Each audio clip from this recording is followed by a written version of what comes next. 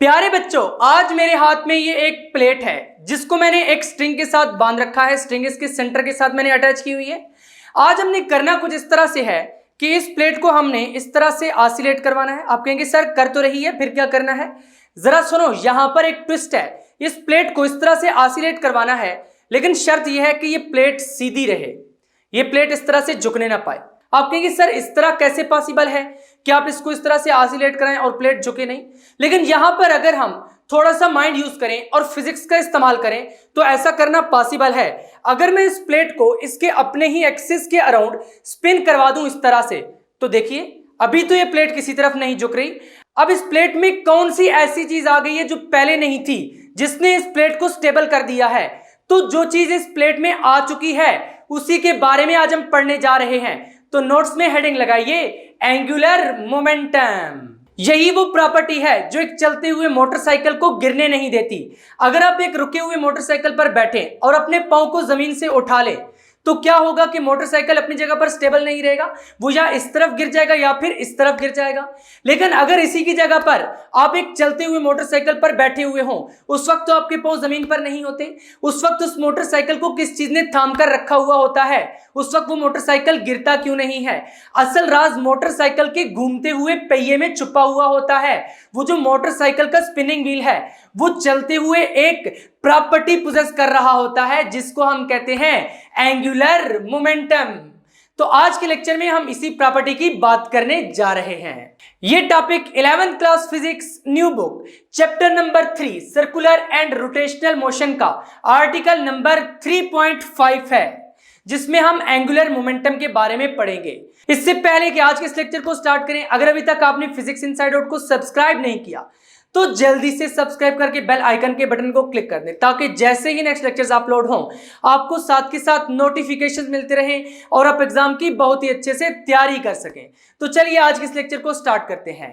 Angular momentum की बात करने से पहले हमें यह समझना पड़ेगा कि मोमेंटम क्या होता है। ऑलरेडी हम चैप्टर नंबर 2 में बहुत ही डिटेल में पढ़ चुके हैं। मोमेंटम को समझाने के लिए मैं यहां पर आपको एक बहुत ही सिंपल एग्जांपल देता हूं, ताकि मोमेंटम का कंसेप्ट दोबारा से आपके जहन में आ जाए। अगर मैं ये वाला मार्कर आपकी तरफ फेंकता हूं और कहता हूं इसको कैच कर लो, तो आप एकदम इसको कैच कर लेंगे। लेकिन अगर इसी जगह पर मैं एक बहुत सारा बड़ा पत्थर उठा के आपकी तरफ फेंकता हूं तो वहां पर आप क्या करेंगे? आप कहेंगे सर ये क्या कर रहे हो, ये पत्थर मेरी तरफ ना फेंको, इसको मैं कैच नहीं कर सकता। तो वहां पर आपको क्या फीलिंग आई थी कि आप इस पत्थर को क्यों नहीं कैच कर सकते? भाई इसका मैस ज्यादा है, ये बहुत तेजी से आपकी तरफ मूव कर रहा है। यानी मोमेंटम फिर क्या हुआ कि किसी बॉडी में कितनी क्वांटिटी ऑफ मोशन है, किसी भी बॉडी में जितनी ज्यादा क्वांटिटी ऑफ मोशन होगी उसका इतना ज्यादा मोमेंटम होगा। लेट्स से यहां पर एक बुलेट है और एक ट्रेन है और एक बुलेट ट्रेन है। क्या कोई आदमी इन तीनों के आगे आना पसंद करेगा? बिल्कुल भी नहीं करेगा। क्यों नहीं आना पसंद करेगा? देखिए जो बुलेट है उसका मैस तो कम है लेकिन वेलोसिटी क्या है? ज्यादा है। जो ट्रेन है उसका मैस तो ज्यादा है लेकिन वेलोसिटी क्या है? कम है। जो बुलेट ट्रेन है इसका मैस भी ज्यादा है, इसकी वेलोसिटी भी ज्यादा है। तो पता चला कि इन तीनों का मोमेंटम ज्यादा है, जिसकी वजह से कोई भी पर्सन इनके आगे आना पसंद नहीं करेगा, क्योंकि उसे मालूम है कि क्या होने वाला है। अब जो चीज उसके ज़हन में आ रही है कि इनके आगे क्यों नहीं आना, एक्चुअली वही मोमेंटम है इस बॉडी का, इसका भी और इसका भी। तो यहां से पता ये चला कि जो लीनियर मोमेंटम है वो क्या है? P is equal to mv, इसको हम P से रिप्रेजेंट करते हैं। यानी किसी भी बॉडी के मैस और किसी भी मूविंग बॉडी की वेलोसिटी को आपस में मल्टीप्लाई कर दें तो एक टर्म निकल कर आती है जिसको हम क्या कहते हैं? Linear momentum. लेकिन आज हम बात करने वाले हैं एंगुलर मोमेंटम की। देखिए जिस तरह लीनियर मोमेंटम के केस में हम डिफाइन करते हैं कि linear momentum actually quantity of motion है जो कि किसी भी बॉडी में है, इसी तरह से यहां पर क्वांटिटी ऑफ रोटेशनल मोशन किसी भी बॉडी में कितना है वो रिप्रेजेंट करेगा कि एंगुलर मोमेंटम कितना है। अब यहां पर स्टूडेंट्स में बहुत ज्यादा मिसअंडरस्टैंडिंग पाई जाती है। वो समझते हैं कि इस तरह की मूविंग बॉडी का सिर्फ लीनियर मोमेंटम होता है, एंगुलर नहीं होता। और साथ ये समझते हैं कि एंगुलर मोमेंटम सिर्फ इस तरह की मूविंग बॉडी में होता है, यानी अगर कोई बॉडी इस तरह से मूव कर रही है तो उसमें सिर्फ लीनियर मोमेंटम होता है। ये कहना बिल्कुल गलत है। देखिए अगर कोई बॉडी इस तरह से मूव कर रही है तो उसके पास भी एंगुलर मोमेंटम हो सकता है। आज मैंने आपको यही चीज एक्चुअली समझानी है कि एंगुलर मोमेंटम का सेंस क्या है। आपने किस तरह से देखना है कि कोई बॉडी एंगुलर मोमेंटम पोजेस कर रही है या फिर नहीं कर रही है। देखिए, अब यहां पर मैं आपको एक एग्जांपल देता हूं। लेट्स से ये एक एरोप्लेन है। ये क्या है? एक एरोप्लेन है, इस तरह का कुछ। अब ये एरोप्लेन इस तरह मूव कर रहा है v वेलोसिटी के साथ। देखिए, अब इसका यहां पर लीनियर मोमेंटम होगा। लीनियर मोमेंटम कैसे निकलता है? इसके मैस और इसकी वेलोसिटी को आपस में मल्टीप्लाई कर दें तो क्या निकलता है? Linear momentum. उसकी डायरेक्शन भी इधर ही होगी। अब क्या इसके पास एंगुलर मोमेंटम है? ठहरो जरा, यहां पर अब बात समझने वाली है। मान लीजिए यहां पर एक 11th क्लास का स्टूडेंट खड़ा हुआ है, उसका नाम है मिस्टर XYZ। Mister XYZ। अब मिस्टर XYZ इस एरोप्लेन को ऑब्जर्व कर रहे हैं। यह एरोप्लेन इस जगह पर है, तो मिस्टर XYZ इसको इस तरह से ऑब्जर्व कर रहे हैं यहां से, और यह एरोप्लेन आगे मूव कर रहा है। देखिए, मान लीजिए कोई एरोप्लेन जब भी गुजरता है तो आप भी उसको देखते हैं किस तरह से, यूं करके, यानी इस तरह गया है एरोप्लेन। इसी तरह मिस्टर XYZ जो कि 11th क्लास के एक स्टूडेंट हैं, ये भी देखेंगे। अब लेट्स से एरोप्लेन इधर पहुंच गया है, इसी तरह मिस्टर XYZ क्या करेंगे? अपने फेस को यहां से यहां तक टर्न करेंगे एरोप्लेन को ऑब्जर्व करने के लिए, उसके मोशन को देखने के लिए। अब फिर मिस्टर XYZ अपने फेस को टर्न करके एरोप्लेन को इस तरह देखेंगे यहां से। देखिए, मिस्टर XYZ ने यहां पर अपना फेस टर्न किया है, तो ऑब्वियसली यहां पर एंगुलर पोजीशन चेंज हुई है, जिसको मैं क्या कहूंगा यहां पर? थीटा। अब बताइए यहां पर एंगुलर मोमेंटम हुआ या ना हुआ? बिल्कुल हुआ। इसका मतलब है कि कोई भी बॉडी एंगुलर मोमेंटम पोजेस कर रही है या नहीं कर रही, यह डिपेंड करता है कि आप उसको ऑब्जर्व किस तरीके से कर रहे हैं। जो एक्सिस ऑफ रोटेशन है वो कहां पर है, जो रेफरेंस एक्सिस है वो कहां पर लाई कर रहा है। अब देखिए, मैं अगर यूं मूव करता हूं इस तरफ, इस तरह से, तो आपको क्या करना पड़ रहा है? अपने फेस को इधर से इधर टर्न करना पड़ रहा है, स्क्रीन के इस साइड से इस साइड तक देखने के लिए टर्न करना पड़ रहा है। सच बोलो, हाँ बिल्कुल। अब मैं यहां से यहां तक मूव करता हूं, आपने अपना फेस टर्न किया है, ऑब्वियसली वहां पर आप अपने फेस को रोटेट किया है, तो इसका मतलब है कि आपकी आईज के सामने एक एंगल थीटा बना है।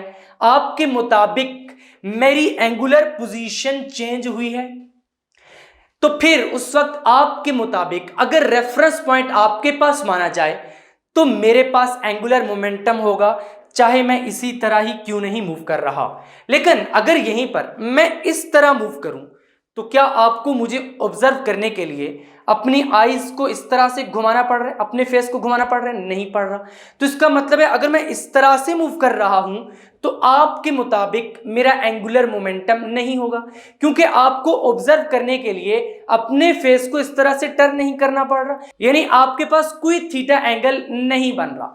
इसी तरह से अगर मैं यहां पर कहता हूं कि मान लीजिए ये एक रोड है जिस पर ये बस मूव कर रही है। अब बस के आगे एक पर्सन है, वो भागी जा रहा है, ऑब्वियसली उसका भागना बनता भी है क्योंकि बस उसको पीछे से आके कोलाइड कर देगी। अब वो आगे भाग रहा है।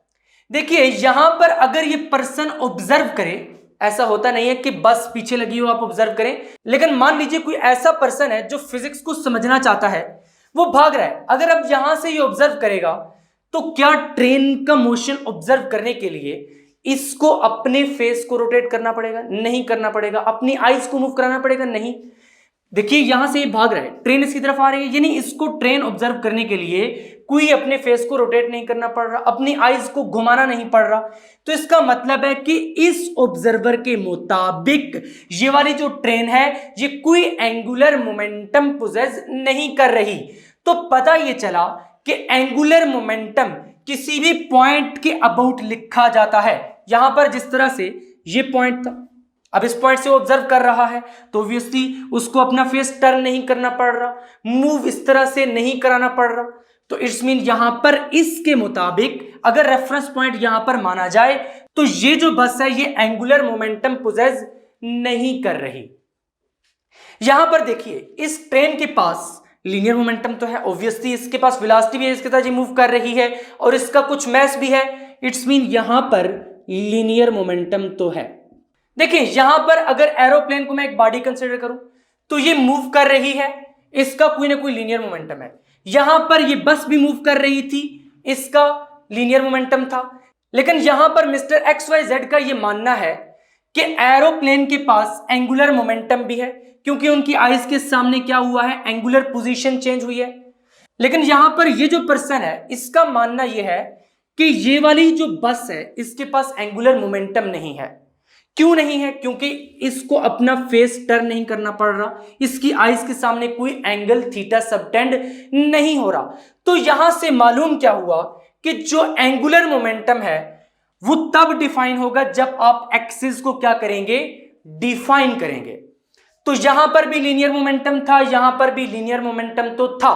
इसका मतलब है कि इस तरह के सिनेरियो में लीनियर मोमेंटम बॉडी के पास होगा। क्या होगा? लीनियर मोमेंटम होगा। दूसरी चीज यहां से पता चल रही है कि मिस्टर XYZ यहां पर खड़े हुए हैं, एरोप्लेन यहां पर है, यानी एरोप्लेन मिस्टर XYZ से कुछ दूरी पर है। अगर उस दूरी को हम R कह दें, क्या कह दें, R वेक्टर कह दें, तो कैसा रहेगा? बहुत अच्छा रहेगा। यहां पर भी देखें, इस पर्सन और इस बस के दरमियान कुछ दूरी है, कुछ फासला है, इसको भी हम R कह रहे हैं। लेकिन बात इस तरह से करनी है, जैसे यहां पर मैं अगर मूव करता हूं तो आप मुझे ऑब्जर्व कर रहे हैं। अब आपके मुताबिक मेरा कोई एंगुलर मोमेंटम नहीं है। क्यों नहीं है? क्योंकि जिस डायरेक्शन में आर वेक्टर बन रहा है, आपके और मेरे दरमियान जो फासला बन रहा है, अब वो आर वेक्टर और जो मेरा लीनियर मोमेंटम है ये आपस में पैरेलल हो गए हैं। इसी तरह है ना, मैं इस तरफ मूव कर रहा हूं, पैरेलल या एंटी पैरेलल का केस बनेगा। तो उस केस में फिर क्या होगा कि यहां पर एंगुलर मोमेंटम नहीं होगा। इसका मतलब है कि अगर हमें एंगुलर मोमेंटम किसी बॉडी का फाइंड करना है तो उस बॉडी के लिए क्या होना जरूरी है, यानी मैं अगर इस तरह से मूव करूंगा, अब आपको अपना फेस टर्न करना पड़ रहा है, यानी मेरे पास एंगुलर मोमेंटम है। अब P वेक्टर किधर बन रहा है? P वेक्टर इधर बन रहा है जिधर मैं मूव कर रहा हूं।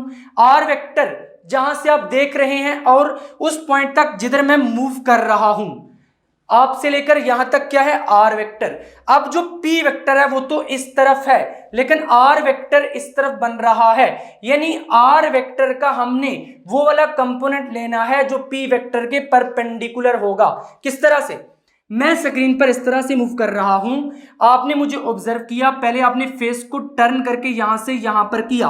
अब जो R वेक्टर वो किस तरह से बन रहा है? कुछ इस तरह से, यानी जहां से आप ऑब्जर्व कर रहे हैं उस जगह तक जहां पर मैं मूव कर रहा हूं, ये दूरी है जहां से आप मुझे ऑब्जर्व कर रहे हैं, ये R है, R का फैक्टर है। अब देखें यहां पर फिर हमें R का कौन सा कंपोनेंट लेना पड़ेगा?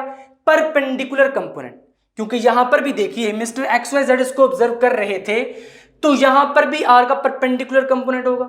अगर R का पैरेलल कंपोनेंट होगा उस केस में तो थीटा नहीं बनेगा। देखें यहां पर अगर मैं मूव करता हूं, आपके फेस नहीं टर्न करना पड़ रहा, इस केस में तो एंगुलर मोमेंटम 0 है। इट्स मीन कि अगर मैं इस तरह से मूव कर रहा हूं तो आपके मुताबिक मेरा एंगुलर मोमेंटम है, तो यहां पर फिर जो R बन रहा है उसका हमें परपेंडिकुलर कंपोनेंट लेना पड़ेगा। देखिए, यानी इस R का हमें क्या लेना पड़ेगा? परपेंडिकुलर कंपोनेंट लेना पड़ेगा। अब आगे चलते हैं थोड़ा सा। मान लीजिए इस एरोप्लेन की बजाय यहां पर ये एक पॉइंट मैस है, छोटा सा। क्या है? पॉइंट मैस, छोटा सा मैस है, और यहां पर ये ऑरिजिन है। यहां पर क्या है? Origin, O point. क्या है? ऑरिजिन। अब जो बॉडी का लीनियर मोमेंटम है उसकी डायरेक्शन कुछ इस तरफ है, यानी लीनियर मोमेंटम P वेक्टर कुछ इस तरह से बन रहा है। P वेक्टर किधर बन रहा है? कुछ इस तरह से। अब ऑरिजिन से लेकर जो उस पॉइंट मैस तक का डिस्टेंस है वो एक्चुअली क्या होगा? पोजीशन वेक्टर होगा। जिस तरह के मैं अगर पार्टिकल हूं एक, तो आप रेफरेंस एक्सिस हैं, आपसे लेकर मेरे तक कितना डिस्टेंस बनेगा उसको हम क्या कह रहे हैं? R vector. तो यहां पर क्या बन जाएगा फिर? R vector. ये R वेक्टर हो गया। अब देखिए हमें R वेक्टर का वो कंपोनेंट लेना है जो कि परपेंडिकुलर हो, किसके? P वेक्टर के। क्योंकि यहां पर अगर मैं इस तरह से मूव करूंगा तभी आपको ऐसा लगेगा कि मैं एंगुलर मोमेंटम पोजेस कर रहा हूं। अगर इस तरह मूव करूंगा तो फिर आपको लगेगा नहीं कर रहा। तो इट्स मीन कि जो आर का कंपोनेंट है पी के साथ, वो हमने परपेंडिकुलर वाला लेना है। तो इसके लिए हम क्या करेंगे कि इसको थोड़ा सा आगे बढ़ा देंगे। क्या कर देंगे? आगे बढ़ा देंगे। पी को थोड़ा सा हम पीछे बढ़ा देंगे। अब इस आर वेक्टर और पी वेक्टर के दरमियान देखिए, यहां पर ये आर वेक्टर ही चल रहा है। आर वेक्टर की डायरेक्शन कुछ इस तरह से है, ये आर वेक्टर आगे चल रहा है। अब आर वेक्टर और पी वेक्टर के दरमियान जो एंगल है वो कितना है? थीटा। ये कितना हो जाएगा? थीटा हो जाएगा। अब हमने आर वेक्टर का कौन सा कंपोनेंट लेना है जो कि पी के परपेंडिकुलर हो। तो मुझे क्या करना पड़ेगा? आर का परपेंडिकुलर कंपोनेंट ड्रा करना पड़ेगा, यानी इस तरह से। अब ये क्या है? आर से हमने परपेंडिकुलर एक ड्रॉप किया पी के ऊपर। जो पी वेक्टर वाली लाइन है, ये वाली लाइन इसके ऊपर परपेंडिकुलर आ रही है। जैसे मैं यहां पर मूव कर रहा था, पी वेक्टर वाली लाइन इस तरफ बन रही है और आर वेक्टर वाली लाइन इस तरफ बन रही है, यानी कुछ इस तरह का सीन आ रहा है। पी वेक्टर वाली लाइन, आर वेक्टर वाली लाइन। तो यहां पर भी ये नहीं सीन बन रहा, आर वेक्टर वाली लाइन और पी वेक्टर वाली लाइन। देखिए मैथमेटिक्स क्या कहती है कि यहां पर अगर थीटा बन रहा है तो यहां पर भी थीटा ही बनेगा। कोई भी दो लाइंस है, मान लीजिए ये यहां पर, अगर यहां पर थीटा बनता है तो यहां पर भी क्या बनेगा? थीटा बनेगा। सिमिलरली यहां पर अगर थीटा बनता है तो यहां पर भी थीटा बनेगा। अब जो rectangular components of A vector वाला टॉपिक था, उसमें मैंने आपको एक चीज बताई थी। लेट्स से यहां पर ये एक्स एक्सिस है और यहां पर ये क्या है? Y axis. और ये कुछ वेक्टर है जिसको हम कह लेते हैं ए वेक्टर। यहां से हमने परपेंडिकुलर ड्रॉप किया था और इसको क्या कहा था? ए कॉस थीटा, जब यहां पर थीटा बन रहा था तो। और यहां पर परपेंडिकुलर ड्रॉप करके क्या कहा था? ए साइन थीटा। अगर इस चीज के बारे में आपको नहीं पता तो ये आप उस लेक्चर में डिटेल में देख सकते हैं। अब देखिए, यहां से ये वाला डिस्टेंस और ये वाला डिस्टेंस आपस में बराबर है, इसका मतलब है मैं इसको ए साइन थीटा भी कह सकता हूं। अब जिस लाइन के साथ थीटा एंगल बना रहा है वेक्टर, वो क्या है? ए कॉस थीटा। देखिए आर वेक्टर अब इस लाइन के साथ एंगल बना रहा है थीटा, इसका मतलब है ये वाली जो लाइन होगी क्या होगी? R cos theta. जिस तरह वहां पर ए वेक्टर था, इस तरह यहां पे आर वेक्टर है। थीटा के साथ वाली लाइन क्या थी? ए कॉस थीटा। यहां पर भी थीटा के साथ वाली लाइन क्या होगी? R cos theta. जो दूसरा होगा वो क्या होगा? R sine theta. हमें कौन से वाला लेना है? परपेंडिकुलर वाला, यानी जो पी की लाइन के साथ परपेंडिकुलर वाला बने। इट्स मीन एक चीज हमारे पास ये होगी और एक ये पी होगा। अब अगर इस P को और इस R साइन थीटा को मैं आपस में मल्टीप्लाई कर दूं, किस तरह से? P और R साइन थीटा को अगर मैं आपस में मल्टीप्लाई कर दूं तो मुझे एंगुलर मोमेंटम मिल जाएगा। कर दूं, L is equal to R sine theta into P। अब इसको मैं लिख सकता हूं L is equal to R P sine theta. अब देखें, अगर मैं इस L is equal to R P sine theta को वेक्टर फॉर्म में लिखना चाहता हूं तो कैसे लिखूंगा? आपने प्रोडक्ट ऑफ वेक्टर्स के केस में दो केसेस पढ़े थे, स्केलर प्रोडक्ट और वेक्टर प्रोडक्ट। साइन थीटा किस में आता था? वेक्टर प्रोडक्ट में आता था। तो क्या करेंगे? L is equal to R vector cross P vector हो जाएगा। अगर ये मैग्नीट्यूड हो L is equal to R P sine theta, तो यहां पर ये किस तरह से बनेगा? L is equal to R vector cross P vector. अगर इसको मैं ओपन करूं तो L वेक्टर का magnitude is equal to R P sine theta ही आ जाएगा, यानी ये वाली चीज वापस आ जाएगी। इट्स मीन मैं वेक्टर फॉर्म में इस तरह से इसको लिख सकता हूं। तो यही है ना एंगुलर मोमेंटम L वेक्टर। तो यहां से मैं एंगुलर मोमेंटम की डेफिनेशन किस तरह से बनाऊंगा? A body is said to possess an angular momentum about a reference point if it changes its angular position relative to that reference point। तो ये कितनी आसान सी डेफिनेशन थी, इसको उठा के हम यहां पर लिख देंगे। अब यहां पर आपने एक और बहुत ही इंपॉर्टेंट पॉइंट याद रखना है। ये वाली बॉडी इस एक्सिस के अबाउट मूव कर रही थी, इस एक्सिस के अबाउट रोटेट कर रही थी। यानी इन शॉर्ट यहां पर हम बात ये कर रहे हैं कि एक पार्टिकल के एंगुलर मोमेंटम को किस तरह से लिखा जा सकता है? About some reference point. पहले हम ये चीज कंसीडर करेंगे, सिंगल पार्टिकल का एंगुलर मोमेंटम लिखने की कोशिश करेंगे, और वो मैंने आपको यहां पर बता दिया है कि किस तरह से आपने लिखना है। यहां पर अब हमने यही डेफिनेशन उठाकर लिख दी है। A particle is said to possess an angular momentum about a reference axis if it so moves that its angular position changes relative to that reference axis. क्या ही बात है, वही डेफिनेशन जो भी मैंने आपको बताई थी। मैंने आपको क्या एग्जांपल दी थी कि यहां पर ये एक एरोप्लेन है जो कि मूव कर रहा है इस तरह से, और यहां पर मिस्टर XYZ खड़े हुए हैं। पहले उन्होंने यहाँ पर ऑब्जर्व किया है इसको, अब एरोप्लेन यहाँ तक पहुँच गया है, उन्होंने यहाँ पर अपना मुंह मोड़ के इसको देखा है। अब ये क्या कर रहा है, पी मोमेंटम के साथ मूव कर रहा है, पी वेक्टर के साथ, क्योंकि इसका मास कितना है m और वेलोसिटी कितनी है v वेक्टर। यहाँ पर क्या होगा, एंगल थीटा सबटेंड होगा। A particle is said to possess an angular momentum.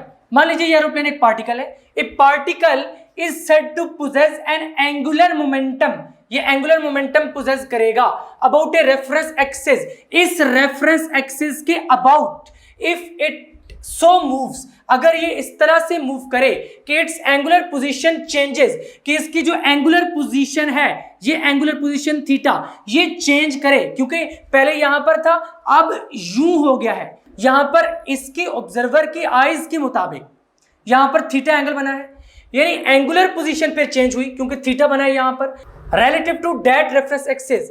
ये वाले रेफरेंस एक्सिस की बात हो रही है, यानी इस रेफरेंस एक्सिस के अबाउट, क्योंकि अगर यहां से कोई बंदा खड़ा होकर ऑब्जर्व करता है उसको, जमीन से नहीं बल्कि स्पेस से, उसके लिए तो ये कोई एंगल नहीं सबटेंड कर रहा है, सीधा आगे मूव कर रहा है। लेकिन जमीन से अगर कोई खड़े होकर ऑब्जर्व करता है तो आप किस तरह से करते हैं, यूं करते हैं ना, इस तरह से आप इसको ऑब्जर्व करते हैं। मान लीजिए एरोप्लेन जा रहा है, मैं ऑब्जर्व कर रहा हूं, यानी मैंने अपने फेस को इस तरह टर्न किया है।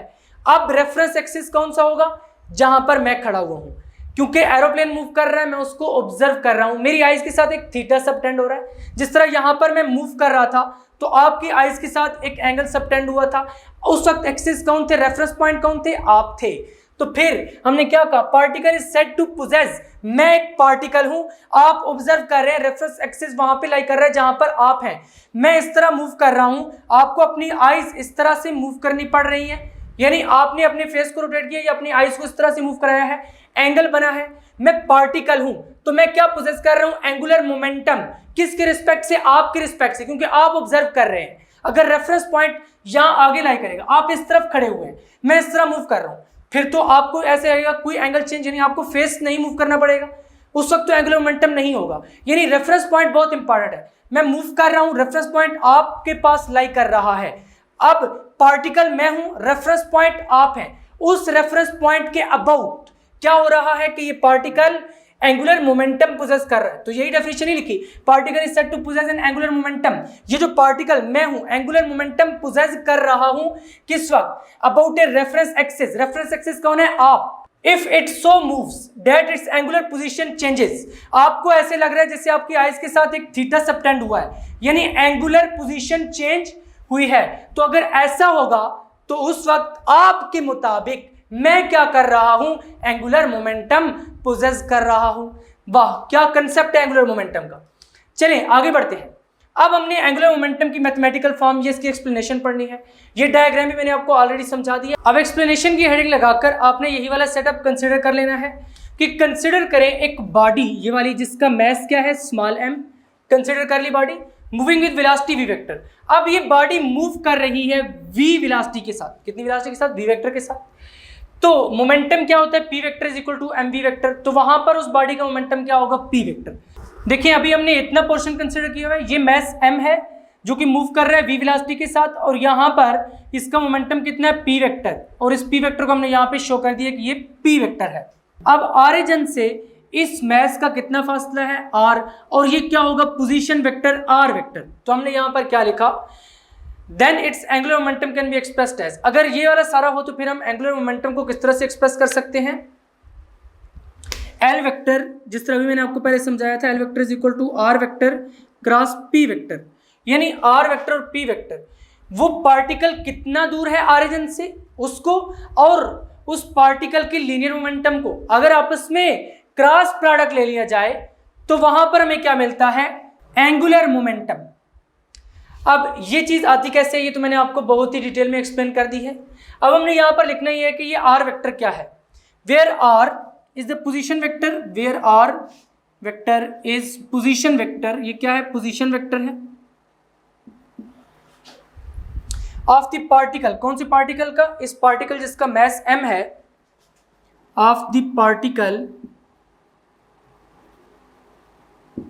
Eight that instant, at that instant, कौन से इंस्टेंट पर, जिस पर आप एंगुलर मोमेंटम उसका नोट कर रहे हैं, at that instant, relative to this point O। तो हम किस तरह से लिखेंगे रिलेटिव टू ऑरिजिन ओ, तो लिख दीजिए relative to origin O, relative to origin O. तो क्या कहा है हमने कि ये आर वेक्टर क्या है, ये एक्चुअली पोजीशन वेक्टर है, कहां से कहां तक, इस ओ से यानी ऑरिजिन से लेकर इस मैस स्मॉल एम तक। अब अगर यहां पर हम इस एल वेक्टर का मैग्नीट्यूड लिखना चाहें, क्योंकि ये एक वेक्टर क्वांटिटी है, बल्कि यहां पर लिख भी देते हैं angular momentum is a vector quantity. Angular momentum क्या है, vector quantity is a vector quantity. साथ के साथ आप नोट्स भी बनाते जाए, angular momentum is a vector quantity, क्योंकि जो क्रॉस प्रोडक्ट होता है उसको जो आपको रिजल्ट मिलता है वो भी एक वेक्टर ही होता है। और क्रॉस प्रोडक्ट यहाँ पर क्यों लिया है, क्योंकि साइन थीटा आता था, वो किस तरह से आता था, ये सारी कहानी मैं आपको समझा चुका हूं। अब अगर हम इस एल वेक्टर का मैग्नीट्यूड लें तो हम किस तरह से लिखेंगे, इट्स मैग्नीट्यूड इज,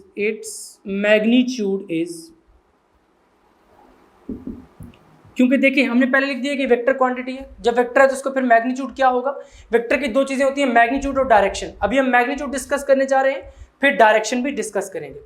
देखें L इज इक्वल टू, जब मैग्नीट्यूड लिखेंगे तो ऊपर से एरो का साइन हट जाएगा, R vector cross P vector. इसको खोल के कैसे लिखते हैं, सेकंड चैप्टर में मैंने आपको पढ़ाया था, याद है या नहीं याद, बिल्कुल सर याद है, आर पी साइन थीटा। किस तरह से लिखते हैं, आर पी साइन थीटा, लेकिन इसके साथ तो एन यूनिट वेक्टर भी आता था। भाई जब मैग्नीट्यूड ले रहे हैं तो यूनिट वेक्टर का मैग्नीट्यूड क्या होता है, 1 होता है, तो लिहाजा यहां पर क्या हो जाएगा, R P sine theta, R P sine theta. अब यहां पर P किसकी इक्वल होता है, लीनियर मोमेंटम, तो P is equal to M V, L is equal to R M V sine theta. यहां पर एम्प्लाइज भी डालेंगे, यहां पर सिंस करके लिख देंगे आप P is equal to M V. यहां पर O और R करके हम ये भी लिख सकते हैं L is equal to M R V sine theta, बिल्कुल आपकी बुक पर भी ये लिखा हुआ है। और थीटा यहां पर क्या है, देखिए यहां पर ये डॉटेड लाइन हमने ड्राई इसलिए की थी ताकि इस आर वेक्टर को आगे शो किया जा सके। यहां पर आर वेक्टर और पी वेक्टर के दरमियान जो एंगल बन रहा है वो क्या है, थीटा। तो क्या लिखेंगे, where theta is angle between R vector and P vector, तो लिख दीजिए where theta is angle between R vector and P vector. अब हमने दूसरी चीज देखनी है कि जब ये एंगुलर मोमेंटम वेक्टर क्वांटिटी है तो इसकी डायरेक्शन क्या होगी। तो चलिए अब यहां पर डायरेक्शन की हेडिंग लगाते हैं और इसकी डायरेक्शन को डिस्कस करते हैं। नेक्स्ट हेडिंग अब हमने यहां पर लगा दी है डायरेक्शन, किसकी डायरेक्शन, एंगुलर मोमेंटम की। एक तो ये तरीकाकार है जिससे डायरेक्शन फाइंड करते हैं, एक मैं आपको इस लेक्चर के लास्ट पे बताऊंगा। तो यहां पर ये जो हमने लिखा है, जो आपकी बुक में लिखा हुआ है, the direction of angular momentum is perpendicular to the plane containing R vector and P vector. क्योंकि देखिए यहां पर क्या है, R vector cross P vector, यही चीज थी। वेक्टर प्रोडक्ट में हम क्या पढ़ते थे, लेट्स से ये प्लेन है, इसी तरह के एक प्लेन कंसीडर करते थे। यहां पर क्या कंसीडर करते थे, ए वेक्टर और बी वेक्टर। मान लीजिए यहां पर ये क्या है, ए वेक्टर, और ये क्या है, बी वेक्टर। मैं इसको अगर कह देता हूं आर वेक्टर, इसको कह देता हूं पी वेक्टर, और थीटा को इस तरह से कह देता हूं, यानी आर वेक्टर को पी वेक्टर में रोटेट किया है। अब यहां पर R vector cross P vector क्या होता था, R vector cross P vector, या फिर हम क्या लेते थे, ए वेक्टर बी वेक्टर, और ए वेक्टर क्रॉस बी वेक्टर क्या लेते थे, किस तरह से निकालते थे, इस तरह से कि आप इसी सेंस में उसको रोटेट करें, ए वेक्टर को बी वेक्टर में, तो यहां पर क्या करेंगे, आर वेक्टर को पी वेक्टर में, तो जो थंब है वो इंडिकेट करेगा राइट हैंड का थंब। तो यहां पर कुछ इस तरह से बन रही थी R vector cross P vector. किस सेंस में हमने रोटेशन दी है, इस सेंस में। तो देखिए R vector cross P vector किसकी इक्वल है, एल वेक्टर की। तो फिर डायरेक्शन ऑफ एल वेक्टर क्या हो जाएगी, परपेंडिकुलर टू द प्लेन। यहां पर इस तरह से प्लेन है जिसके वो वेक्टर क्या है, परपेंडिकुलर। ये प्लेन इस तरह से वेक्टर इसके परपेंडिकुलर है, ये L vector. The direction of angular momentum, ये जो एंगुलर मोमेंटम है इसकी डायरेक्शन क्या है, परपेंडिकुलर टू द प्लेन। इस प्लेन के परपेंडिकुलर है, ये वाली प्लेन इसके perpendicular, containing R vector and P vector, जिसमें आर वेक्टर और पी वेक्टर क्या करें, लाई कर रहे हैं। It can be determined by right hand rule. ये हमने किस तरह से निकाला है, इससे रोटेट करें, अपने राइट हैंड की फिंगर्स को इसी डायरेक्शन में आप कर्ल करें, तो जो आपका थंब है वो इंडिकेट करेगा direction of the resultant vector. तो यहां पर R vector cross P vector का रिजल्टेंट वेक्टर क्या है, एल वेक्टर। तो फिर एल वेक्टर की डायरेक्शन क्या हो जाएगी, परपेंडिकुलर हो जाएगी उस प्लेन के जिसमें आर वेक्टर और पी वेक्टर लाई कर रहे हैं। और इसको हमने कहां से निकाला है, राइट हैंड रूल से। अगर आप राइट हैंड रूल को डिटेल में समझना चाहते हैं तो चैप्टर नंबर 2 में वेक्टर प्रोडक्ट वाला लेक्चर आप सुन लीजिए, वहां पर मैंने बहुत ही डिटेल में इसको एक्सप्लेन किया हुआ है। अब यहां पर हमने यूनिट की बात करनी है, तो अभी जो हमने एंगुलर मोमेंटम का फॉर्मूला पढ़ा है वो क्या था, L vector is equal to R vector cross P vector. अगर जनरली हम कंसिडर करें तो L is equal to R P, अगर साइन थीटा 1 की इक्वल हो जाए तो खोले, तो जनरली जस्ट यूनिट्स निकालने के लिए हम लिख रहे हैं L is equal to R और P क्या था M V, L is equal to M R V. ये रफ साइड है, यहाँ पर जस्ट हम यूनिट्स निकालने जा रहे हैं। L इज इक्वल टू, अब L का यूनिट हमने यहाँ से निकालना है, मैस का यूनिट क्या है किलोग्राम, आर का यूनिट क्या होगा परपेंडिकुलर डिस्टेंस, मीटर हो जाएगा। वेलोसिटी का यूनिट क्या होगा मीटर पर सेकंड, इस तरह से। अब यहां पर ये मीटर और मीटर मिलकर क्या हो जाएंगे, मीटर स्क्वायर हो जाएंगे, तो क्या होगा किलोग्राम मीटर स्क्वायर पर सेकंड। तो क्या लिख देंगे, ऐसा unit of angular momentum is kilogram metre square second power -1, kilogram metre square second power -1। या फिर इसको हम जूल सेकंड में लिखते हैं, JS जूल सेकंड। किस तरह से लिखते हैं ये भी मैं आपको बताता हूँ। अब यहाँ पर दूसरी चीज़, पेपर्स में यूजुअली इसके डायमेंशन भी पूछे जाते हैं, तो डायमेंशन कहाँ से निकालेंगे, इसके फार्मूला से निकालेंगे। पहले मैस है, मैस की डायमेंशन m, उसके बाद r, ये क्या है एक लेंथ ही है, तो इसका डायमेंशन क्या हो जाएगा कैपिटल L। फिर वेलोसिटी के डायमेंशन आपको फर्स्ट चैप्टर में मैंने पढ़ाए थे LT पावर -1, तो यहाँ पे क्या हो जाएगा m, ये L इंटू एल, देखिए L पावर 1 + 1, क्योंकि बेसिस में तो पावर्स एडअप हो जाएंगी, तो L स्क्वायर हो जाएगा, T पावर -1 इसी तरह से। तो डायमेंशंस क्या बन गए, m L square T power -1। अब पेपर में यूजुअली क्वेश्चन इस तरह से आता है, show that joule second is equal to, show that joule second is equal to kilogram metre square second power -1। ये क्वेश्चन भी आप अपने साथ के साथ नोट्स में नोट किया करें ताकि आपको याद रहे कि किस तरह का क्वेश्चन आता है। अब हम लेफ्ट हैंड साइड ले लेते हैं, यहाँ पर वो किसकी इक्वल है, जूल सेकंड के। यहाँ पर सबसे पहले हमने जूल को ऐसा बेस यूनिट्स की फॉर्म में एक्सप्रेस करना है, तो किस तरह से करेंगे, देखें जूल किसका यूनिट है, वर्क डन का या फिर एनर्जी का। तो वर्क डन का आपने एक फार्मूला पढ़ा हुआ है मैट्रिक में, W is equal to FS। अभी नेक्स्ट चैप्टर में क्लास 11 में भी आप पढ़ेंगे, तो W is equal to FS। Force का यूनिट क्या होता है न्यूटन। S ये क्या है डिस्प्लेसमेंट, अगर वेक्टर में लेंगे तो, अगर मैग्नीट्यूड लेंगे तो क्या हो जाएगा डिस्टेंस, तो यूनिट क्या होगा मीटर, न्यूटन मीटर होता है इसका यूनिट, यानी joule is equal to newton metre. तो यहां पर फिर हम लिख सकते हैं is equal to newton metre second, साथ सिंस करके क्या लिख देंगे, joule is equal to newton metre, इसी तरह लिखेंगे। यहां पर बेस्ट जो है वो स्ट्रेटजी होती है कि आप साथ 1 भी लिख दें, 1 joule is equal to 1 newton metre, क्योंकि सिंपली यूनिट्स को लिखना वो जरा ऑकवर्ड सा लगता है। 1 joule is equal to 1 newton metre. यहां पर अब इस न्यूटन को ऐसा बेस यूनिट्स की फॉर्म में एक्सप्रेस करना है, तो न्यूटन किसका यूनिट है, फोर्स का यूनिट है। फोर्स क्या होती है, F is equal to ma, इसी तरह से हम इसको लिखते हैं। अब मैस का यूनिट क्या होता है किलोग्राम, और एक्सेलरेशन का यूनिट क्या होता है मीटर पर सेकंड स्क्वायर, मीटर पर सेकंड स्क्वायर, यानी न्यूटन किसकी इक्वल हो जाएगा किलोग्राम मीटर पर सेकंड स्क्वायर। तो लिख दीजिए न्यूटन के बारे में भी, किलोग्राम मीटर पर सेकंड स्क्वायर, मीटर पर सेकंड स्क्वायर, ये वाला मीटर इसी तरह से आएगा। यहां पर मैंने आपको फर्स्ट चैप्टर में बताया था कि जब दो बेस यूनिट आप इकट्ठे लिख रहे हो उनके दरमियान आपने एक एक कैरेक्टर की स्पेस देते जाना है, यहाँ पर भी स्पेस देनी है, यहाँ पर भी, और साथ में अगला सेकंड इसी तरह से आ जाएगा। तो यहाँ पे सिंस करके आप क्या लिख देंगे, 1 newton is equal to 1 kilogram metre second power -2, क्योंकि हमने यहाँ पर न्यूटन को पुट किया है। अब क्या करेंगे kilogram metre, metre basis same है तो पावर्स क्या हो जाएंगी ऐड अप हो जाएंगी, m पावर 1 + 1, और सेकंड बेसिस सेम है तो पावर्स ऐड अप हो जाएंगी, s पावर -2, यहाँ पर +1 है तो +1 लिख दीजिए। This is equal to kilogram, 1 + 1 क्या हो जाएगा 2 मीटर स्क्वायर, -2 + 1 किसी को होता है -1 के, तो सेकंड पावर -1 हो जाएगा। तो देखिए ये kilogram metre square second power -1 के इक्वल आ गया है। जी हाँ, बिल्कुल आ गया है। तो इज इक्वल टू RHS लिख दें, नीचे क्या लिख देंगे, हेंस प्रूव्ड, हेंस प्रूव्ड। तो ये क्वेश्चन तो फ्री के 2 नंबर है।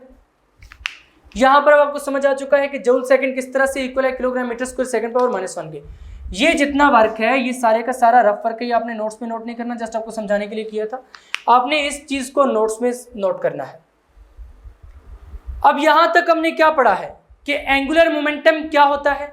जब भी कोई बॉडी किसी रेफरेंस पॉइंट, किसी एक्सिस ऑफ रोटेशन के अबाउट रोटेट करेगी तो उस एक्सिस ऑफ रोटेशन के अबाउट एक एंगल सबटेंड होगा, यानी एंगुलर पोजीशन चेंज होगी। तो उस केस में हम क्या कहेंगे कि वो बॉडी एंगुलर मोमेंटम पोजेस कर रही है। अब हम पढ़ने जा रहे हैं कि अगर कोई पार्टिकल सर्कुलर पाथ में मूव कर रहा हो इस तरह से, यानी वहां पर भी क्या होगा कि लेट्स से ये अगर पार्टिकल है तो ये इस पॉइंट के अबाउट रोटेट कर रहा है, तो यहां पर इसका जो एंगुलर मोमेंटम है वो कितना होगा, उसी को फाइंड करने के लिए नोट्स में आपने हेडिंग लगानी है angular momentum of particle moving in a circle, कि वो पार्टिकल जो सर्कल में मूव कर रहा है उसका एंगुलर मोमेंटम कितना होगा। तो क्या लिखेंगे, suppose A particle is moving in a circle. ये एक पार्टिकल है जिसका मास स्मॉल m है, ये मूव कर रहा है इस सर्कल में जिसका रेडियस कितना है r। यहां पर ये सेंटर है और ये O पॉइंट है। अब देखिए यहां पर ये पोजीशन वेक्टर बन रहा है O से लेकर इस पार्टिकल तक जिसका मास स्मॉल m है, ये पोजीशन वेक्टर r वेक्टर से हमने डिनोट किया है। और जब भी कोई particle along the circle move करता है तो उस केस में टेंजेंशियल वेलोसिटी, लीनियर वेलोसिटी, उसकी डायरेक्शन किधर होती है, टेंजेंट टू दी सर्कल, जिसको हमने v वेक्टर से रिप्रेजेंट किया है। तो यहां पर हमने क्या लिखा है, the angle between r vector and v vector is 90 degree. Obviously यहां पर ये 90 डिग्री का एंगल बना रहा है, तो ये बात लिख देंगे, the angle between r vector and tangential velocity v vector is 90 degree. अब हमने यहां पर करना क्या है, एंगुलर मोमेंटम फाइंड करना है इस पार्टिकल का। तो क्या लिखेंगे, सो एंगुलर मोमेंटम का फार्मूला आपने क्या पढ़ा है, L is equal to mRv sin theta, यही रिलेशन अभी आपने पढ़ा है। अब यहां पर अगर हम थीटा को 90 डिग्री पुट करें तो क्या बनेगा, L is equal to mRv sin 90 degree. तो यहां पर आप क्या लिख देंगे, since theta is equal to 90 degree. अब यहां पर sin 90 किसके इक्वल होता है, आपने ऑलरेडी मैथमेटिक्स में पढ़ा हुआ है कि ये 1 के इक्वल होता है। तो this implies that L is equal to mRv sin 90 क्या हो जाएगा, 1 के इक्वल हो जाएगा। तो यहां पर आप लिख भी दीजिए, since sin 90 degree is equal to 1। So यहां पर this implies that L is equal to mRv। तो इसका मतलब है कि ऐसा पार्टिकल जो अलोंग दी सर्कल मूव कर रहा हो, एक सर्कुलर पाथ में मूव कर रहा हो, तो उसके लिए क्या होगा, angular momentum L is equal to mRv। अब यहां पर हमने क्या कहा है कि पार्टिकल एंगुलर वेलोसिटी ओमेगा के साथ मूव कर रहा है। देखिए जब ये इस पॉइंट के अबाउट रोटेट कर रहा है तो जब भी रोटेशन का सेंस आएगा वहां पर क्या होगा कि एंगुलर वेलोसिटी हम लेंगे। अब इसको हमने एंगुलर वेलोसिटी की फॉर्म में एक्सप्रेस करना है, तो लीनियर वेलोसिटी और एंगुलर वेलोसिटी को हम किस तरह से रिलेट करते हैं, v is equal to r omega.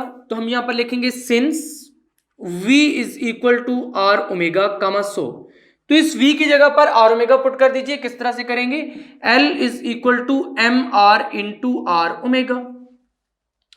Next this implies that L is equal to mr square omega. तो यहां पर ये आपके पास रिलेशन निकल कर आ गया है एंगुलर मोमेंटम का। कौन से एंगुलर मोमेंटम का, ऐसे पार्टिकल का एंगुलर मोमेंटम जो अलोंग दी सर्कल मूव कर रहा हो, जो पार्टिकल सर्कल में मूव कर रहा हो और उस वक्त उसकी एंगुलर वेलोसिटी ओमेगा हो।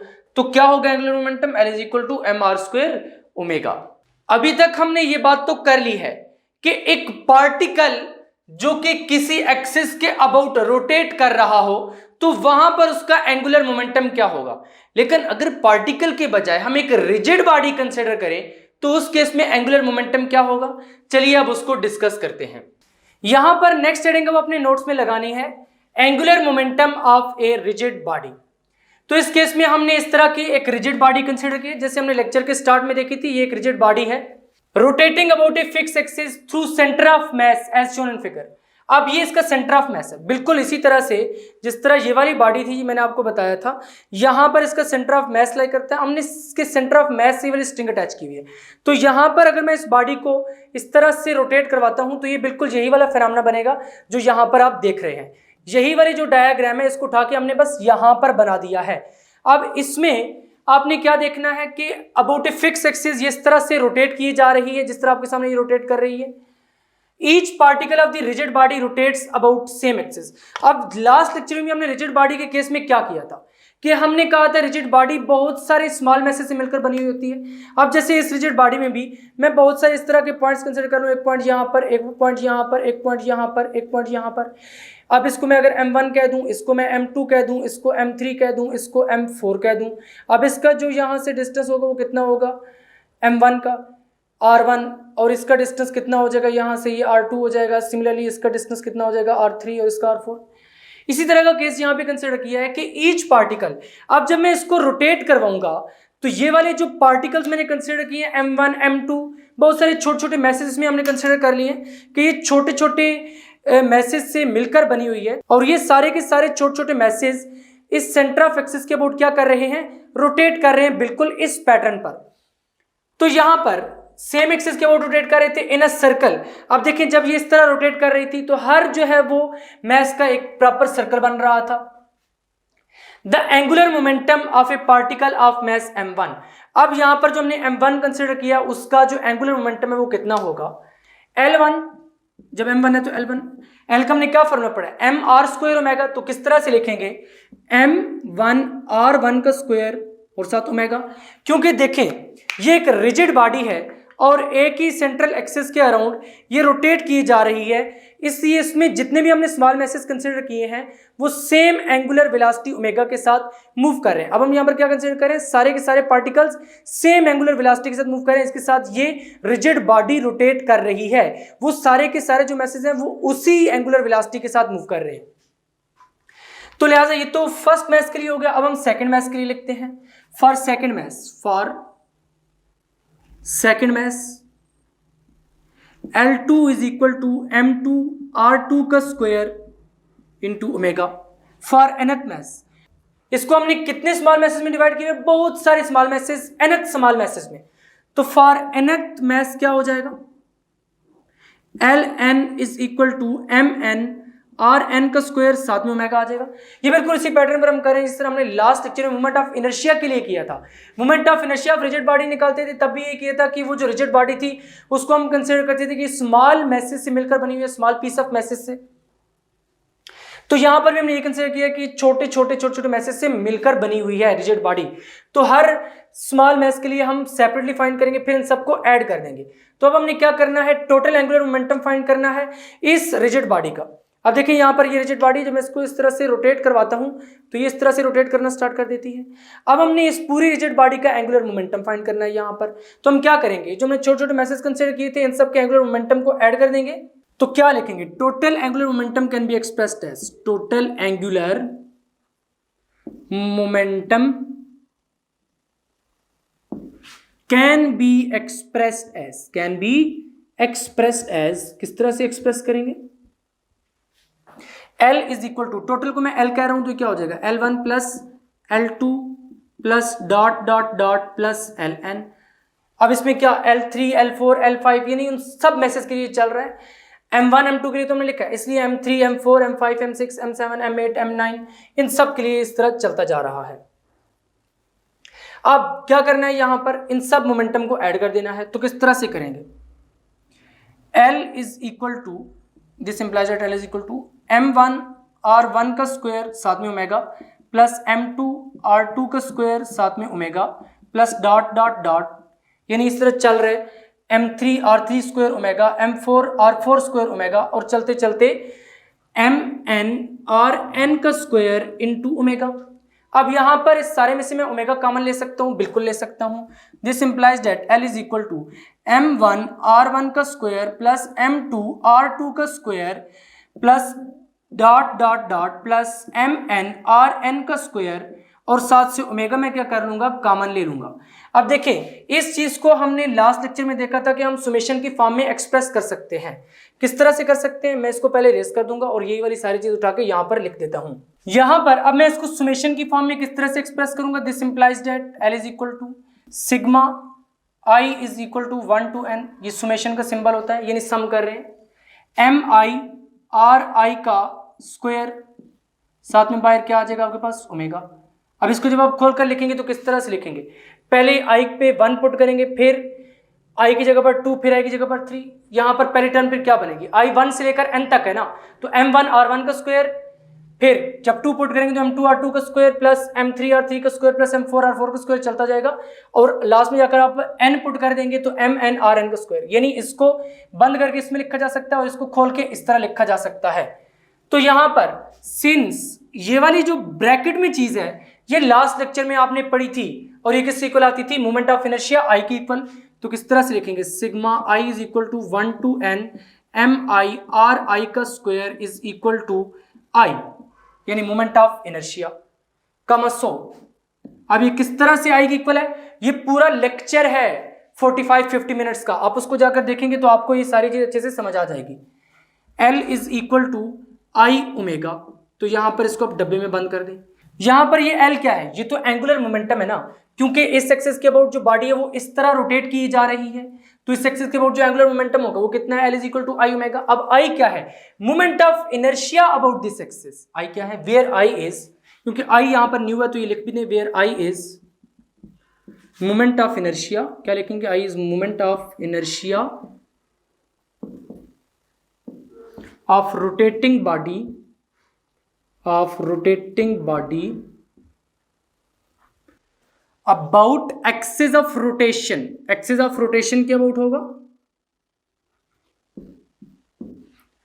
यहां तक अब हमने ये बात तो लिख दी है।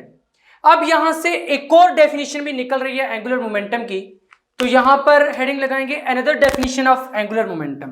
क्या हेडिंग लगाएंगे, another definition of angular momentum, कि यहां से एंगुलर मोमेंटम की एक और डेफिनेशन भी निकलती है ऑफ एंगुलर मोमेंटम। क्या डेफिनेशन बनेगी, angular momentum is defined as the product of moment of inertia and angular velocity of the rotating body, यानी उस बॉडी की एंगुलर वेलोसिटी जो यहां पर रोटेट कर रही है। इसी मैथमेटिकल फार्मूले से वो डेफिनेशन निकल रही है। तो किस तरह से लिखेंगे, the product of moment of inertia and angular velocity of the rotating body and angular velocity of the rotating body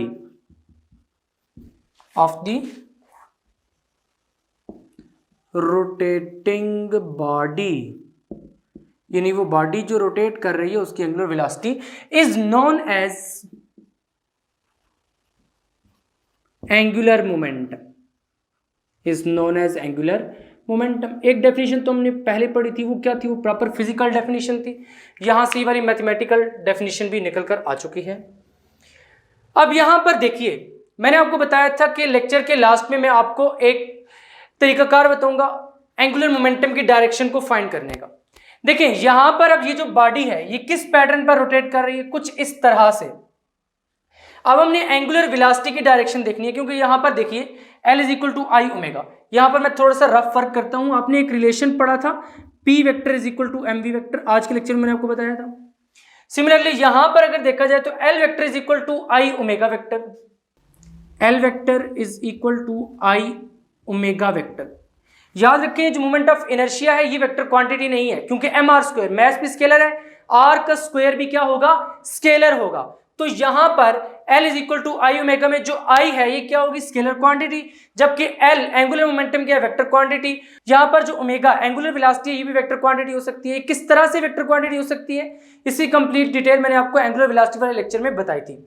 अब यहां पर देखिए P की जगह पे L आया है, M की जगह पर I आया है, V की जगह पर ओमेगा आया है। यानी यहां पर जिस तरह हम कहते थे कि इस P की डायरेक्शन किधर होगी, जिधर V की डायरेक्शन होगी। सिमिलरली यहां पर हम ये भी तो कह सकते हैं कि L वेक्टर की डायरेक्शन उधर होगी जिधर ओमेगा वेक्टर की होगी। तो एंगुलर वेलोसिटी की डायरेक्शन हम कैसे निकालते थे कि एक्सिस ऑफ रोटेशन को अपने दाएं हाथ में पकड़ें और अपनी फिंगर्स को इस डायरेक्शन में कर्ल करें जिस तरफ के रोटेशन हो रही है इस तरफ। तो जो आपका थंब है वो क्या इंडिकेट करेगा, direction of the angular velocity. तो जिधर एंगुलर वेलोसिटी की डायरेक्शन होगी ये फार्मूला सजेस्ट कर रहा है कि उधर ही एंगुलर मोमेंटम की डायरेक्शन भी होगी।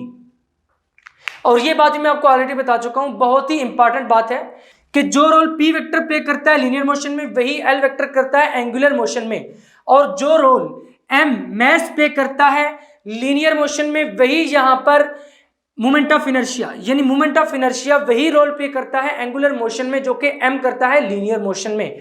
और इसकी डिटेल मैंने आपको लास्ट लेक्चर में बताई थी किस तरह से ये सेम रोल प्ले करता है। और नेक्स्ट V वेक्टर, ये क्या है, linear velocity, omega vector angular velocity. तो यहां तक ये सारी बात आपको समझ में आ चुकी है। अब इसी को जरा फिजिकल अपनी रिजिड बॉडी से भी देखते हैं। यहां पर हम क्या कर रहे थे, रिजिड बॉडी को रोटेट करवा रहे थे। अब देखिए इसी सेंस में आपने क्या करना है, रोटेट करवाना है। ये बॉडी किस पैटर्न पर रोटेट हो रही है, देखिए इस पैटर्न पर रोटेट हो रही है। इसी तरह से आपने अपने राइट हैंड की फिंगर्स को किस तरफ कर्ल करना है, उसी तरफ जिस तरफ रोटेशन हो रही है। एक्सिस ऑफ रोटेशन को अपने दाएं हाथ में रखना है। एक्सिस ऑफ रोटेशन जो है दाएं हाथ में रखें, इधर घूम रही है इधर ही कर्ल करें।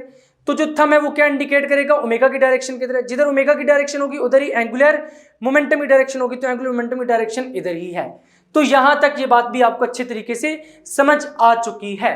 फाइनली आज के लेक्चर में हमने एंगुलर मोमेंटम के बारे में पढ़ा है कि एंगुलर मोमेंटम का एक्चुअली कंसेप्ट क्या है, कि किस तरह बॉडी मूव करेगी, कहां पर हम कहेंगे कि इस बॉडी का एंगुलर मोमेंटम है, कहां पर कहेंगे नहीं है। यानी जब बॉडी रोटेट कर रही होगी किसी एक्सिस के अबाउट, यानी रोटेशन का सेंस दे रही होगी, एंगुलर पोजीशन चेंज होगी, तो वहां पर हम क्या कहेंगे, इस बॉडी का एंगुलर मोमेंटम है। उसके बाद angular momentum of rigid body, ये भी बहुत ही इंपॉर्टेंट कंसेप्ट था। आपने प्रॉपर ये डायग्राम इसी तरह हैंड के साथ बनानी है। एक दो मरतबा प्रैक्टिस करेंगे तो आपको ये चीज बहुत अच्छे से समझ आ जाएगी कि किस तरह से ये डायग्राम बनती है। यहां पर देखें ये आयत पार्टिकल था Mi, तो इसलिए यहां पर ये जो Mi है इसी को हमने शो किया है, M1 M2 को नहीं शो किया, डायरेक्टली हमने Mi को ही शो कर दिया Ri Vi वेलोसिटी के साथ जो टेंजेंशियल वेलोसिटी है इसकी मूव कर रहा है, जिस तरह के हमने लेक्चर में डिस्कस किया है। तो फाइनली आज का लेक्चर यहीं पर एंड होता है। तो मिलेंगे नेक्स्ट लेक्चर में, तब तक के लिए अल्लाह हाफिज।